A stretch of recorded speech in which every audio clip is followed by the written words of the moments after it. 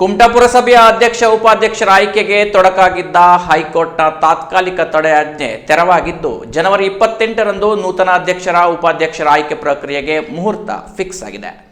ಹೌದು, ಕುಮಟಾ ಪುರಸಭೆಯ ಎರಡನೇ ಅವಧಿಗೆ ಪ್ರಕಟವಾದ ಮೀಸಲಾತಿ ವಿರುದ್ಧ ಪುರಸಭೆಯ ಕಾಂಗ್ರೆಸ್ ಬೆಂಬಲಿತ ಸದಸ್ಯೆ ವಿನಯಾ ವಿನು ಜಾರ್ಜ್ ಅವರು ಧಾರವಾಡದ ಹೈಕೋರ್ಟ್ನಿಂದ ತಾತ್ಕಾಲಿಕ ತಡೆಯಾಜ್ಞೆ ತಂದಿದ್ದರಿಂದ 2024ರ ಆಗಸ್ಟ್ 21ರಂದು ನಡೆಯಬೇಕಿದ್ದ ಅಧ್ಯಕ್ಷ ಉಪಾಧ್ಯಕ್ಷರ ಆಯ್ಕೆ ಪ್ರಕ್ರಿಯೆಯನ್ನು ರದ್ದುಗೊಳಿಸಲಾಗಿತ್ತು. ಕಳೆದ 4-5 ತಿಂಗಳಿಂದ ಧಾರವಾಡ ಹೈಕೋರ್ಟ್ನಲ್ಲಿ ನಡೆದ ವಾದ ಪ್ರತಿವಾದವನ್ನು ಆಲಿಸಿದ ಕೋರ್ಟ್ ವಿನಯಾ ಜಾರ್ಜ್ ಸಲ್ಲಿಸಿದ್ದ ಮೀಸಲಾತಿ ಸಂಬಂಧಿಸಿದ ಆಕ್ಷೇಪಣಾ ಅರ್ಜಿಯನ್ನು ವಜಾಗೊಳಿಸಿ ಸರ್ಕಾರ ನಿಗದಿಗೊಳಿಸಿದ ಮೀಸಲಾತಿಯಂತೆ ಅಧ್ಯಕ್ಷ ಉಪಾಧ್ಯಕ್ಷರ ಆಯ್ಕೆ ಪ್ರಕ್ರಿಯೆ ನಡೆಸುವಂತೆ ಆದೇಶಿಸಿದೆ. ಈ ಹಿನ್ನೆಲೆಯಲ್ಲಿ ಜನವರಿ 28ರಂದು ಕುಮಟಾ ಪುರಸಭೆಯ ನೂತನ ಅಧ್ಯಕ್ಷ ಉಪಾಧ್ಯಕ್ಷರ ಆಯ್ಕೆ ಪ್ರಕ್ರಿಯೆ ನಡೆಯಲಿದೆ. ಇನ್ನು ಈ ಪುರಸಭೆಯ ಹಿಂದಿನ ಆಯ್ಕೆ ಪ್ರಕ್ರಿಯೆಯ ಸಂದರ್ಭದಲ್ಲಿ ನಡೆದ ಘಟನಾವಳಿಗಳನ್ನು ನೋಡುವುದಾದರೆ 23 ಸದಸ್ಯರ ಬಲವಿರುವ ಕುಮಟಾ ಪುರಸಭೆಯಲ್ಲಿ 6 ಕಾಂಗ್ರೆಸ್ ಸದಸ್ಯರನ್ನ ಹೊರತುಪಡಿಸಿ ಉಳಿದವರೆಲ್ಲ ಬಿಜೆಪಿ ಸದಸ್ಯರಾಗಿದ್ದಾರೆ.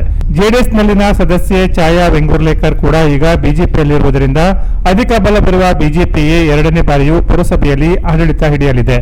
2020ರ ಅಕ್ಟೋಬರ್ ಮತ್ತು ನವೆಂಬರ್ನಲ್ಲಿ ಪುರಸಭೆಯ ಮೊದಲ ಅವಧಿಗೆ ಅಧ್ಯಕ್ಷ ಉಪಾಧ್ಯಕ್ಷರ ಆಯ್ಕೆ ನಡೆದಿತ್ತು.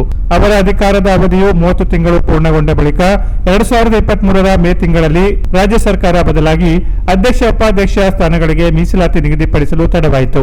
ಕೆಲ ನಗರಸಭೆಗಳಲ್ಲಿ ಸದಸ್ಯರು ಇಂಥದ್ದೇ ವರ್ಗಕ್ಕೆ ಮೀಸಲಾತಿ ನೀಡಬೇಕೆಂದು ಕೋರ್ಟ್ ಮೆಟ್ಟಿಲು ಹತ್ತಿದ ಕಾರಣ ಮತ್ತು ಇತರೆ ನಾನಾ ಕಾರಣಗಳಿಂದ ಸುಮಾರು 14 ತಿಂಗಳು ಕಳೆದು ಹೋಯಿತು. ಬಳಿಕ ಪೌರಾಡಳಿತ ಇಲಾಖೆ 2024ರ ಜುಲೈನಲ್ಲಿ ಮೀಸಲಾತಿ ಪ್ರಕಟಿಸಿದ್ದು 2024ರ ಆಗಸ್ಟ್ 21ರಂದು ನಡೆಯಬೇಕಿದ್ದ ಅಧ್ಯಕ್ಷ ಉಪಾಧ್ಯಕ್ಷರ ಆಯ್ಕೆಗೆ ಕಾಂಗ್ರೆಸ್ನ ವಿನಯಾ ವಿನು ಜಾರ್ಜ್ ಅವರು ಧಾರವಾಡ ಹೈಕೋರ್ಟ್ನಿಂದ ತಾತ್ಕಾಲಿಕ ತಡೆಯಾಜ್ಞೆ ತಂದ ಕಾರಣಕ್ಕೆ ಆಗಲೂ ಆಯ್ಕೆ ಪ್ರಕ್ರಿಯೆ ಮೊಟಕುಗೊಳಿಸಲಾಯಿತು. ಈಗ ವಿನಯಾ ಜಾರ್ಜ್ ಸಲ್ಲಿಸಿದ ಅರ್ಜಿಯನ್ನು ಹೈಕೋರ್ಟ್ ವಜಾಗೊಳಿಸಿದ್ದರಿಂದ ಮತ್ತೆ ಈ ತಿಂಗಳ ಜನವರಿ 28ರಂದು ಕುಮಟಾ ಪುರಸಭೆಯ ನೂತನ ಅಧ್ಯಕ್ಷ ಉಪಾಧ್ಯಕ್ಷರ ಆಯ್ಕೆ ಪ್ರಕ್ರಿಯೆ ನಡೆಯಲಿದೆ. ಆದರೆ ಅಧಿಕಾರಾವಧಿ ಮಾತ್ರ ಕೇವಲ 9 ತಿಂಗಳುಗಳಿಗೆ ನಿಯಮಿತವಾಗಲಿದೆ. ಈ ಹಿಂದೆ ಬಿಜೆಪಿಯು ನಿರ್ಧರಿಸಿದಂತೆ ಅಧ್ಯಕ್ಷ ಸ್ಥಾನಕ್ಕೆ ಸಾಮಾನ್ಯ ಮಹಿಳೆ ಮೀಸಲಾತಿ ಪ್ರಕಾರ ಸುಮತಿ ಭಟ್ ಅವರು ಆಯ್ಕೆಯಾಗಲಿದ್ದರೆ ಉಪಾಧ್ಯಕ್ಷ ಹುದ್ದೆಗೆ ಸಾಮಾನ್ಯ ಮೀಸಲಾತಿಯಂತೆ ಹೊನ್ನಳ್ಳಿಯ ಮಹೇಶ್ ನಾಯ್ಕ್ ಅವರು ಆಯ್ಕೆಯಾಗಲಿದ್ದಾರೆ.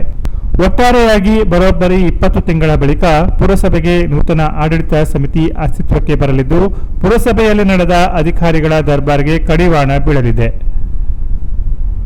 Canara press news, Kumta.